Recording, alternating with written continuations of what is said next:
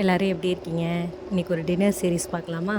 இன்றைக்கி இல்லை, இது நேற்று எடுத்த வீடியோ. இங்கே செம்மையாக மழை பெஞ்சு கரண்ட்டு போயிட்டு வீடியோ எடுக்கவே ரொம்ப கஷ்டமாக இருந்துச்சு.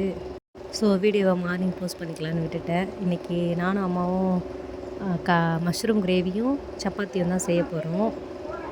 மஷ்ரூம் கிரேவிக்கு 4 வெங்காயம், 3 தக்காளி, 2 பச்சை மிளகா, 1 பீஸ் இஞ்சி, கருவேப்பிலை, கொத்தமல்லி எல்லாம் எடுத்து வச்சுக்கிட்டேன்.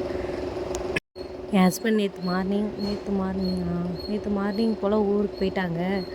அவங்க போய் பாதி தூரம் போயிட்டுருக்கும்போது பெரிய பையன் தூங்கி எழுந்து அப்பா எங்கேன்னு கேட்டு அழ ஆரம்பிச்சிட்டாங்க.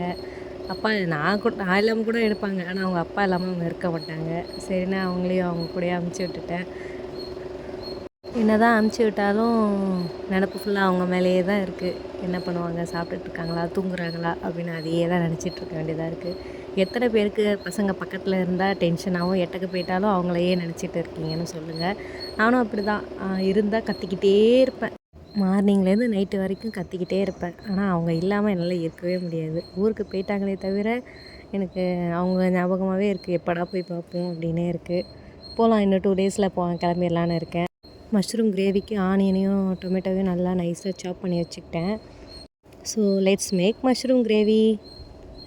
பேனில் 2 ஸ்பூன் எண்ணெய் ஊற்றி பட்டை, கிராம்பு, ஏலக்காய் எல்லாம் போட்டு வெடித்ததுக்கப்புறம் கட் பண்ணி வச்சுருக்க ஆனியனை போட்டு நல்லா வதக்கிட்டு இஞ்சி பூண்டு நான் பேஸ்ட் எப்படி ரெடி பண்ணேன்னா, 1/2 சைஸ் ஆனியன், 1/2 சைஸ் டொமேட்டோ, கொஞ்சம் கார்லிக், கொஞ்சம் ஜிஞ்சர் போட்டு நல்லா பேஸ்ட்டு மாதிரி ரெடி பண்ணி வச்சுக்கிட்டேன். அந்த பேஸ்ட்டு போட்டு நல்லா வதக்கிக்கிட்டு இப்போ தக்காளியை போட்டு வதக்கிக்கணும்.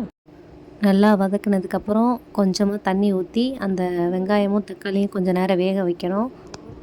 வெந்ததுக்கப்புறம் ஸ்பைசிஸ் 1/4 டீஸ்பூன் மஞ்சத்தூள், 1/2 டீஸ்பூன் கரம் மசாலா, 1/2 ஸ்பூன் ஜீரகத்தூள், 1 ஸ்பூன் காரத்தூள் எல்லாம் போட்டு நல்லா வதக்கிக்கோங்க. வதக்கினதுக்கப்புறம் நம்ம ஸ்லைஸ் பண்ணி வச்சுருக்க மஷ்ரூமை போட்டு அதில் நல்லா பரட்டிட்டு இன்னும் கொஞ்சம் நமக்கு தேவையான அளவுக்கு தண்ணி ஊற்றி மூடி போட்டு மூடி வச்சுருங்க. நல்லா கொதிக்கட்டும். நான் இந்த கிரேவி யூடியூப் பார்த்து தான் செஞ்சேன். அம்மா ஆனால் இன்னும் கொஞ்சம் ஸ்பைசஸ் ஆட் பண்ணாங்களாம். என்னென்னா மட்டன் மசாலா இருக்குது இல்லையா, அது வந்து 1/2 ஸ்பூனும், வீட்டில் குழம்பு தூள் ரெடி பண்ணி வச்சுருப்போம்ல, அது ஒரு 1/2 ஸ்பூனும் அவங்க மேலே ஆட் பண்ணி வச்சுக்கிட்டாங்க. டேஸ்ட்டு சூப்பராக தான் இருந்துச்சு, நல்லா இருந்துச்சு. அதுக்கு காம்பினேஷனாக சப்பாத்தி தான் ரெடி பண்ணோம். அம்மா ரெடி பண்ணாங்க. வீட் பரோட்டாவும் செஞ்சாங்க. நல்லா இருந்துச்சு, சூப்பராக இருந்துச்சு. சாப்பிட்டோம். நானும் அண்ணன் எல்லாம், அம்மா அப்பா எல்லாம் சேர்ந்து சாப்பிட்டுட்டு டின்னரை முடிச்சிட்டோம். நான் தான் ஏற்கனவே சொல்லியிருக்கேன் இல்லையா, நான் அந்த அளவுக்கு குக் பண்ணலாம் எனக்கு தெரியாது. நான் யூடியூப் பார்த்து செய்வேன்னு. நான் யூடியூப் பார்த்து மெஷர்மெண்ட்டு தான் செஞ்சேன். அம்மா இதுவும் போட்டாங்க, நல்லா இருந்துச்சு, சாப்பிட நல்லா இருந்துச்சு. நீங்களும் ட்ரை பண்ணி பாருங்கள். சரி, உங்கள்கிட்ட ஒரு கொஷின் கேட்குறேன். நான் டே பை டே போடுற வீடியோவில் எது உங்களுக்கு ரொம்ப பிடிச்சிருக்கு? குக்கிங் பண்ணுறதா, இல்லை ஃபேமிலியோட டைம் ஸ்பெண்ட் பண்ணுறதா, இல்லை அவுட்டிங் போகிறதா, எது பிடிச்சிருக்குன்னு கீழே கமெண்ட் பண்ணுங்கள். நான் அதையே ஃபாலோ பண்ண ட்ரை பண்ணுறேன். அப்பப்போ முடியாது, கண்டினியூஸாக முடியாது. ஏன்னா இது வர மழை காலம் இல்லையா, அடிக்கடி வெளியே போக முடியாது. ஸோ உங்களுக்கு பிடிச்ச மாதிரியே நான் என்னோடய கண்டென்ட்டை இம்ப்ரூவைஸ் பண்ணிக்கிறேன். ஸோ அவ்வளோதான். மஷ்ரூம் கிரேவி, சப்பாத்தி அண்ட் வீட் பரோட்டா எல்லாமே ரெடி ஆகிடுச்சு. அப்படியே ஃபேமிலியாக உட்காந்து சாப்பிட்டு என்ஜாய் பண்ணிட்டோம். கரண்ட்டு வேறு இடையில போயிடுச்சு. அப்புறம் நான் மஷ்ரூம் கிரேவி ரெடி பண்ணும்போது கரண்ட் இருந்துச்சு.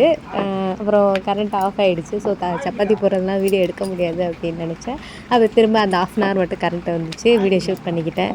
By God grace. ஸோ இதுலேருந்து என்ன தெரியுதுன்னா, நம்ம ஒரு விஷயம் பண்ணும்போது நிறைய கஷ்டம் வரும். அதெல்லாம் நம்ம பீட் பண்ணி நம்ம கோலை கண்டிப்பாக அச்சீவ் பண்ணியே ஆகணும். அப்போ தான் நம்மளும் நல்லா இருக்க முடியும், நம்ம ஃபேமிலியும் நல்லாயிருக்கும்.